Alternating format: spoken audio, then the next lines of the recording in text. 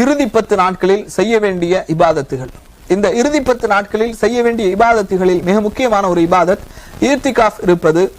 லைலத்துல் கத்ர் இரவை அடைவதற்கான முயற்சிகளிலே நாம் ஈடுபடுவது. இன்றைக்கு சமூகத்திலே அதிகமான மக்கள் லைலத்துல் கத்ர் இரவு என்றாலே அது 27 என்றுதான் என்ன செய்கின்றார்கள், கருதுகின்றார்கள். ஆனால் அல்லாஹுவோ அல்லாஹுடைய தூதரோ 27வது இரவு தான் லைலத்துல் கத்ருடைய இரவு என்று எங்குமே நமக்கு சொல்லவில்லை.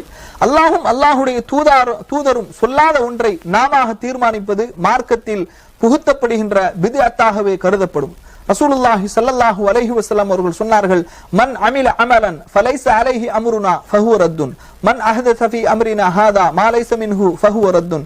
யார் நமது மார்க்கத்திலே இல்லாத ஒன்றை புதிதாக புகுத்துகின்றாரோ அது அவரிடமிருந்து நிராகரிக்கப்படும், அது தூக்கி எறியப்படும் என்று ரசூலுல்லாஹி ஸல்லல்லாஹு அலைஹி வஸல்லம் அவர்கள் சொன்னார்கள். எனவே 27வது இரவுதான் லைலத்துல் கத்ருடைய இரவு என்று நாம் அதை நம்பி அந்த நாளில் மட்டும் இபாதத் செய்வதை தவிர்த்து கொள்ள வேண்டும்.